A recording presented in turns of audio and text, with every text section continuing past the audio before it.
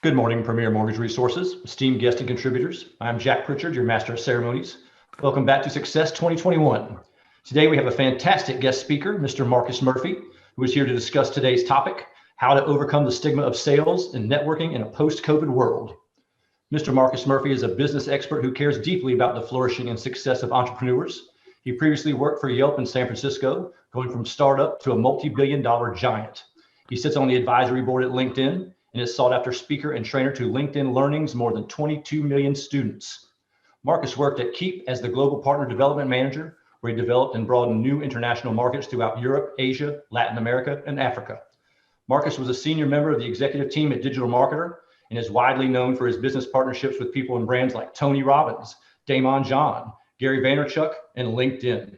Marcus is a speaker with keynotes at conferences like Inbound, Hypergrowth, Dreamforce, Social Media Week, Icon, Digital Sales, Marketing Day, and many more. He is also the host of Traffic and Conversion Summit and the Affiliate Summit, boasting more than 20,000 attendees between them. Marcus is currently the co-founder and CEO of the 5%, an international community geared towards inspiring, equipping, and facilitating actionable content for emerging and transitional entrepreneurs. On a more personal note, Marcus is a husband to his beautiful and talented wife, Gina, and a father to their two amazing daughters, Florence and Pearl. Just so happens that the second man I'm introducing to you today is the managing partner for Premier Mortgage Resources, LLC. You see, my day job is the chief credit officer at Premier. I think I'd be well advised to do an outstanding job today. Truth is, there is no pressure. It makes my job easy. He's the culture at PMR. The culture is established. It's honest, straightforward, people first. Yes, he has been successful at building a great company. Yes, he is talented and hardworking, but that is not enough. He has set the bar far higher. Lofty and ambitious goals, always trying to get better, never satisfied with the present, always striving for the future. All of these skills and talents, and we are here to see him for totally different reasons. He truly is a people-first person. His character is demonstrated daily. He solves problems that are important to his people, no matter how large or small. It's my pleasure to introduce our managing partner, Mr. Corey Swain. Thank you, Jack. Kind words. I appreciate that very much. Marcus, welcome. That's quite an intro. So many great things you've done. Tell us something we don't know about you. Man, you know, it's funny. I have to stop right and have my team write those things about me. I feel like that it's like, who sent that intro over? It's like a novel. You know, it's really funny. I feel like what isn't in there. I have two little girls, a 5 and a 3-year-old, Florence and Pearl. I am obsessed with them and my beautiful wife. And I have I take them to school every day on an electric cargo bike, believe it or not, 4.5 miles there, 4.5 miles back. And that's how I get my little exercise here in London town. Wow. London's an awesome city. I've been there for a long, long time. So it's kind of crazy, guys. Modern technology. Marcus is in London. I'm in Mexico right now on a little vacation with my family. And this is my backdrop. This is a curtain, but really the ocean's right outside the window. If I open this curtain, you can see it, but it kind of blurs things really badly. So I'm not going to do that. but we're on the beautiful Sea of Cortez here. We're just love being here. And Marcus, that's just great. And London's a wonderful city, and it sounds like you have a wonderful family. But so talk to us a little bit about overcoming the stigma of sales and how that works in your world. What do you think about that? Yeah, you know, I love that. It was funny when I saw this kind of being the segment and the overall theme here. It was like, wow, I'm so happy someone's talking about it, because the stigma of selling is truly that. Selling and sales has an awful reputation. In fact, it precedes itself. It's the reason why the majority of people won't actually pick up their phone. It's funny, before this call, about a week ago, I put a poll up on LinkedIn and I said, if you did not recognize the number, would you pick up the phone? And I did it just for this conversation. And there were 3,000 people who responded. 75% said no. 23% said they would absolutely pick up the phone and they love strangers. And the last one was a little 2%, which I put in as a funny one. I'm lonely. And we got quite a bit of people there too. And I think the reason why people don't pick up the phone as much as they used to is because everyone's showing up and saying, hi, my name's Marcus. Let's go back to my place, right? With literally no value added, nothing, no context. And I think that's the really tough part about escaping that stigma of just getting ripped off, right? No one wants that feeling. They don't like that. And so how do you create value first engagements to start conversations with people who otherwise would just leave you on red and ghost you most of the time? So I think that's probably what overcoming the stigma of selling means, is overcoming that thing that preceded most of us that are not doing those tactics, but has conditioned the majority of the world never to pick up their phone. Right, right. And that's being honest and genuine, right? I mean, when you talk to folks and make sure they really feel that you do care about what they want and what they need, not just yourself. Exactly. I mean, that's what 100%. yeah. 100%. Hey, let's talk about a little bit about LinkedIn. So you've been super involved in LinkedIn, and that's quite a company. Yeah, I've been on the board for almost 4 years now. I started out as just a sales guy who was using it. And, it's really funny. The story I'll tell you, it's really short, but it's the reason why I fell in love with it. And also what I think the absolute secret of LinkedIn actually is to like make it work for you is that I was probably about 8 years ago, I was flying out to a sales meeting and I was sitting on a tarmac in Phoenix, Arizona. And I remember and I wasn't flying in the front of the plane in these days. Like this was, I was firmly in the Mac in the middle seat. So I had a really good view of all the people around me. And anyway, we were on the tarmac and we were stuck there. And one of the things that was really crazy is that they were bringing around drinks for people because people were upset. So I had a Jack and Coke and I'm just listening to people talk. And before we took off for a 4-hour flight, we were heading over to San Francisco. I remember the guy in front of me in the middle seat turned to the guy on the window and said this: "What happens if the plane goes down?"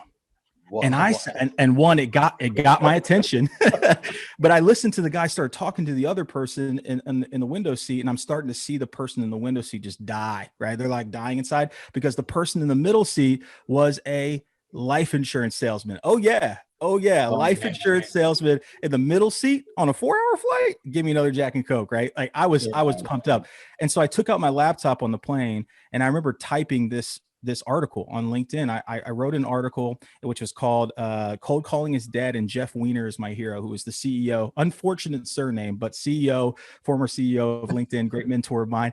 And one of the things that was really interesting is when I landed, I went to the hotel, I hit publish on that article on LinkedIn, and I went to bed. And the next morning I woke up, I literally, Corey, like I'm not kidding, I had like 150 text messages. I had 800. So I went to the Post because everybody's like, "Man, I read your post." And these are friends in Australia and all over the world. And they're like, "Somebody sent me your post." And I'm like, "Send me my post? What are you guys talking about?" And so I get on there and it was 100,000 views, 824 comments from people all over the place. People like were really obsessed with it. People were like, "Man, this is so good. I love this." Because it wasn't about cold calling being dead. It was about the people being connected to the phone being dead. Right. So it was really about not the vehicle, but the person, and like our tactics are terrible. And so, but I used some humor and things like that, but it went wildly viral and all these people wrote on it. Even people were like, "Yeah, there's no traffic on the extra mile." And they're saying all these things. They're like, "This is 2,888 people and counting who don't like to cold call." And I'm like, okay. And then Jeff Weiner wrote on it. And then it was insane. It blew up and went viral. It was on the news. And he flew me out to San Francisco and put me on a panel discussion. So I'm like a sales guy. I'm nothing. I'm nobody. I'm a salesperson who uses. What were you selling at the time? What was your business at the time? I was selling SaaS. I was selling SaaS product. That was when I was with Keep, which used to be Infusionsoft, about $100 million SME SaaS solution. And I remember sitting there being like, okay, I'm flying out. I'm sitting next to the VP of sales at Facebook and at Adobe and at LinkedIn, and they're asking me questions. And they're like, "So, wow, you're just obviously well beyond your years in the sales thing. So, like, what do you attribute that to?" And I was like, being a human being with people. Yeah. Just being a human being. Genuine. Right. Yeah. But what I realized, Corey, to answer your question, the power that truly lies in the platform right now is that there's 800 million people on the platform. And out of 800 million people, there are 9 billion content impressions every single week in the feed. That's 9 billion. And that's being driven, all the data that we get on every meeting that we have, that's being driven by 3% of the entire population. So if you want to understand like who's winning, it's people that are producing content that's relevant to their end user. And that has a viral effect because it's a really small amount of people who are creating content. So like if anybody asks me, like, what's the number one thing I do on LinkedIn? It's like, man, you better get creative and get started with your content.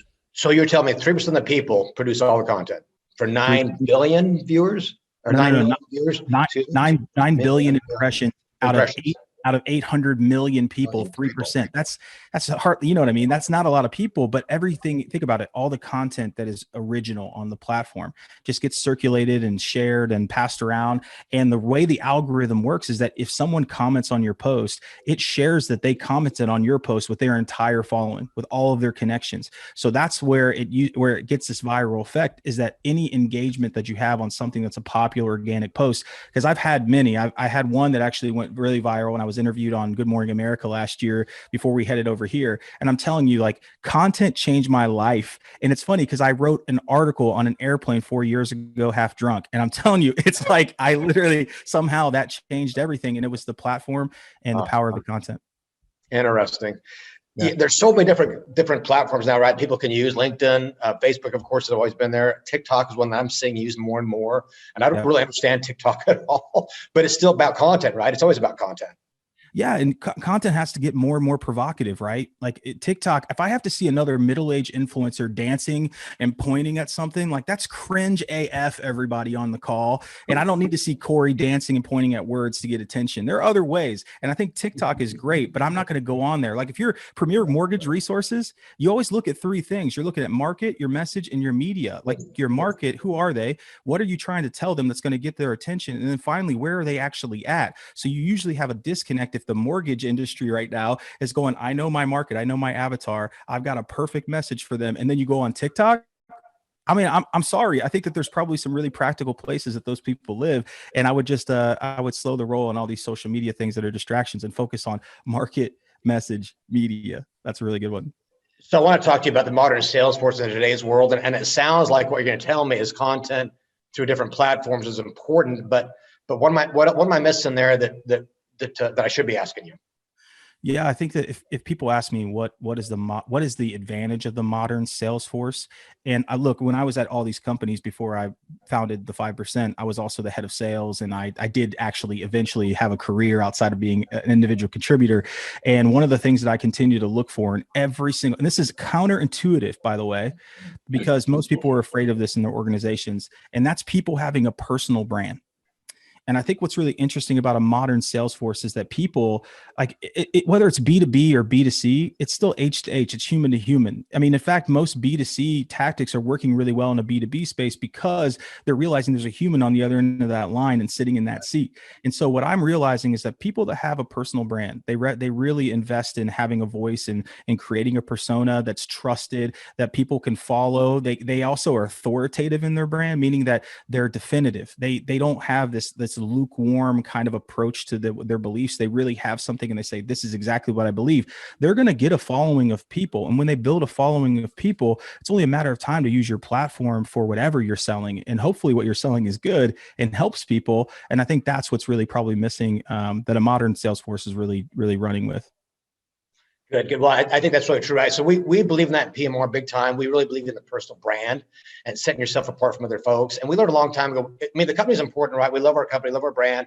But at the end of the day, it's really about the salespeople that represent us. And it's about their brand and it's about their personalities and their worth to folks. And so we've tried to really, as much as the law allows us to, because we're in a very regulated industry, and that's kind of a tough tightrope walk some days, but really that's a big part of our culture, is walking that fine line, letting them brand themselves as much as they can legally inside of our crazy business that we operate in, and making sure that people understand that's what's really important is that person-to-person contact. So you are light years ahead, Corey, light years ahead of some of the, I go into so many organizations across the globe, literally big ones that everybody knows that rhymes with maybe like Nike or something like that. And I go in and I talk to these people, right? I talk to these executives all the time, and you're light years ahead with just that mentality, man. So kudos to you.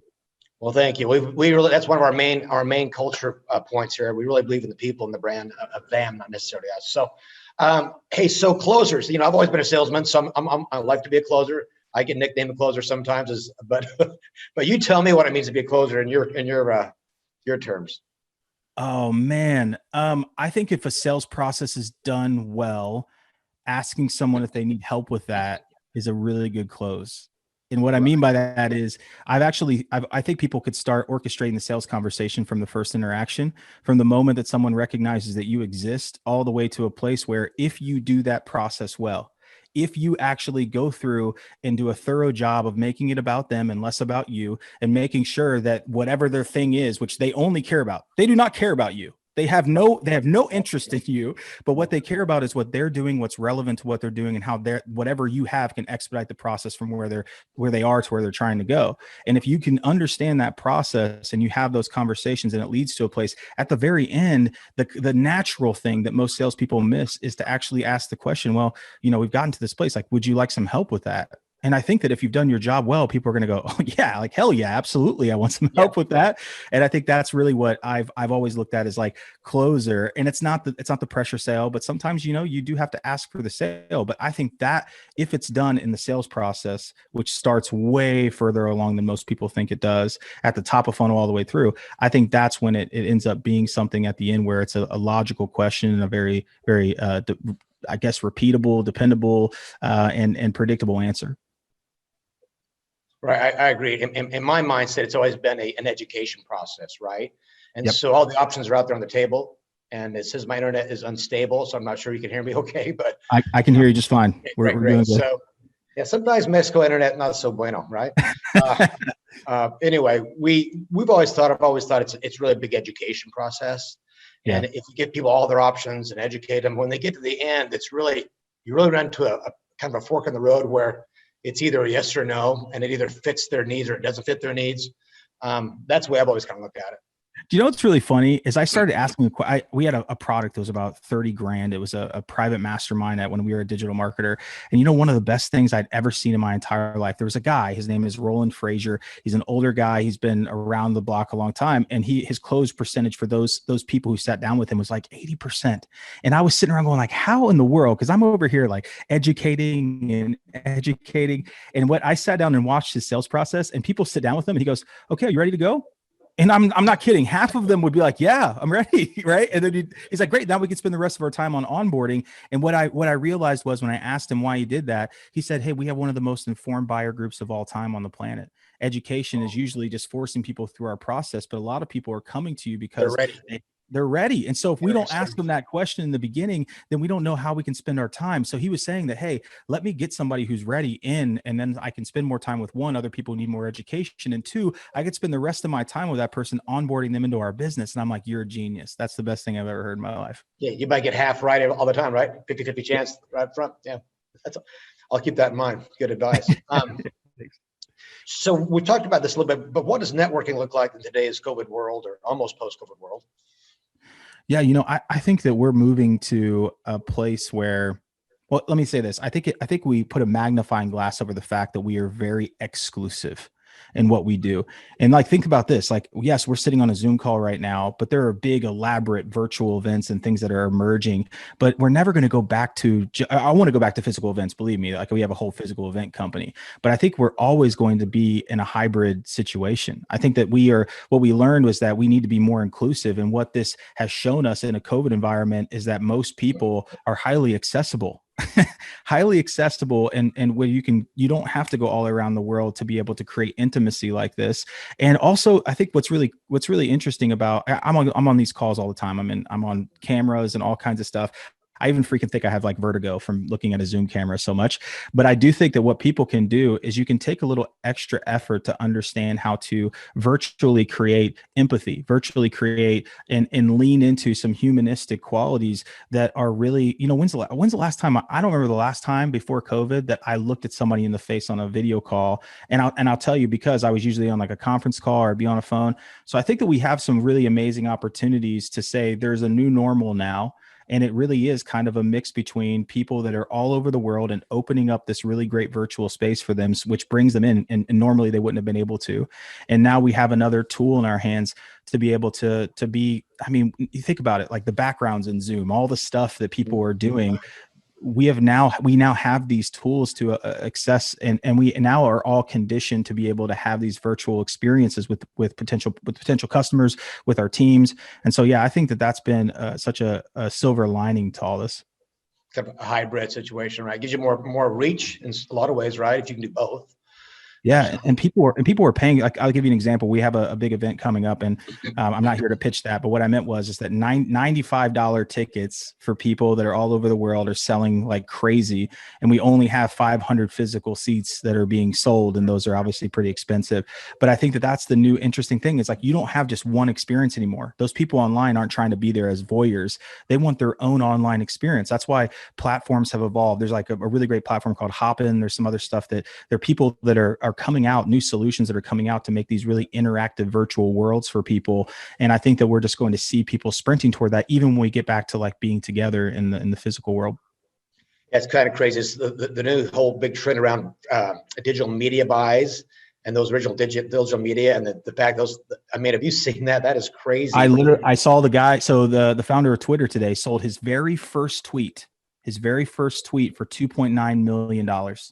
It's insane. I mean, it's finally come up with Wall Street. It's the real thing now. I don't really understand. I mean, I understand it, but I don't I don't know that I would pay $2.9 million. I want to explain. I'll try to explain to you the simplest way for everybody who's watching this. And please tweet me or connect me on LinkedIn. Tell me I'm wrong and just help me. Right. But this is what I think it is. I think there's two things that people aren't really thinking about. One is owning a digital piece of property is very interesting. And don't get wrong, it's very much a Bitcoin situation. So if you look at anything that's this type of buying, so if I own a tweet for $2.9 million, it means I can sell a tweet for $2.9 million. So if it's really all about us moving money around the world, then we're going to come up with all kind of crypto stuff to be able to do that. So guess what? I'm going to go own a meme on the internet for $60 million, which is what was bought 2 weeks ago, because I'm probably going to sell that so I can move money across the world. It's just an interesting way to look at it. Wow, that is interesting. Huh. And okay, more about that, but I can talk about that for an hour, but we got to move on. So you're incredibly busy. I'm a busy guy. Lots of our salespeople are crazy busy, solving loans, fixing problems every day. How do you maintain life balance in your world? And how would you suggest that we do? Man, I'll tell you what, I'm not perfect at it. I'll be very vulnerable without being super woo woo, okay, through the roof. But I was a very high paid executive in my previous role before I left to start this company, the 5%, and I was traveling 400,000 miles a year, which I'm assuming a lot of people on here probably feel that pain back when we used to be able to travel like we did. And I was speaking and traveling, and I was doing meetings, and I was head of strategic partnerships, and yeah, like Tony Robbins and Damon and all these people became really close. And I was sitting at all the right tables, and I was all this stuff, and I had a lot of momentum in my business, and I was literally working myself out of a great marriage and being an awesome dad, like I just was. And so part of the reason that I left the company to start another one was because I really wanted to stop missing things that were happening in my actual life, right? The one that I'm supposed to be providing or doing whatever I'm doing to have that life with my family. And so it's so funny, man. The reason why I got on Good Morning America, by the way, is because I wrote a post about it. I wrote a post about just that, kind of like where my life was headed, being this highly involved and had a ton of capacity executive. And I quit my job and I went and built my girls a playhouse in the backyard that they had been asking me for over a year. And so I took pictures, put up the playhouse, which was pretty cool. I think I was pretty good, by the way. It's on LinkedIn. But that got picked up by Good Morning America, a lot of interviews later, and just realized that a lot of people were feeling that exact pain. And so I just decided to take my family on my journey instead of having them be kind of tucked in under whatever I'm doing in my corporate life. And so my girls travel with me when I do. They sit in green rooms when I speak, and my wife does the same thing, supports the business. So I just wanted to make sure that our family was a part of what we were doing, and that was super important for me. Very cool. Well done, man. So just two more questions. One, is that a samurai behind you? Oh, okay. So listen, I'm a terrible movie buff. Like, I love movies. Yeah. And there's this movie called The Last Dragon. It came out in the 80s. There was a guy named Bruce Leroy, and it was shown up. This is the villain in that movie. And so, yeah, it's a whole thing, but yeah, I've seen that movie actually. I think the Samurai of Harlem, Corey. Okay. Okay. I get it. I thought that's what that was. All right, cool. Just get that straight. No, that's good. And just one more thing before we sign off today. If we're going to take one thing away from today's little get together, what would that be? Man, like a Jerry Springer final thought, right? This is kind of like big that. Deal, Corey. I honestly think that people need to fall in love with bringing humanity online. And I think what I mean is most of the messages that, and excuse my language, but most of the messages I get every single day that are from salespeople are absolute dog shit. Mm-hmm. And the reason why they are is because they don't understand that what they should understand is that what happens and works in real life with people who build relationships should be figured out how that can transcend and come over to the online environment. Like we can't lose our humanity. You can't automate that out. Like, we really do want to connect with each other. We want to be able to add value. Like, something that I really think is really important here is that if we can focus on getting people's attention, getting the right people's attention, if we can provide enough, if we can capture their minds, their hearts, and their first name, last name, email address, and phone number, all right? And then we can add enough value that when the offer is made, the offer is a no-brainer. People are going to say yes because of the value that we added. And then you're starting to do what I think is the last phase, which is bonding with people, which is creating your tribe, making people feel more like members than customers. And I think that's something that I've realized takes a lot of humanity, and you can't kind of automate that process. So that is very high touch, but I do think that you will stand out on LinkedIn and every other platform in the world if you just start acting more like a human being. Great. That's great advice, man. I think just being human, right? Being real, that's what people want at the end of the day. Absolutely. Honesty, humanity, realism. I believe it. Gosh, I think I could go on like this for an hour, but I think I'm gonna let you go. That was fabulous. Yeah, I really appreciate it, Corey. Thank you so much. And everybody else, thanks so much for watching. Have a wonderful, wonderful day. Take care. Bye-bye. Well, thank you, Mr. Swain. Thank you, Mr. Murphy. The importance of understanding the process to be a closer struck a chord with me. I know I can speak for my PMR colleagues when I say we felt lucky when we heard Marcus would be speaking at Success this year, and our feelings were spot on. That was fantastic. Thank you again. And I would like to take the time now to offer a formal invitation to our one remaining Success 2021 event. Loan officers, agents, builders, your attendance is important. We hope to see you there. Remember, you can visit our Facebook page to share the event. Don't forget the date. It's April 6th with Mr. Kevin Wong. Financial wellness, focus on financial wellness, planning for the ups and downs of the markets. I'd like to also thank all of our sponsors, Partners Credit Controllers Consulting Services, Advanced AMC, Byte, Flowify, and National MI. Thank you all. Without your support, Success 2021 would be less successful. In closing, PMR, contributors, and esteemed guests, thank you again for your time and efforts today. Hope to see you all again on April 6th. Remember, success breeds success. This ends our scheduled events for the day. Thank you for your attendance.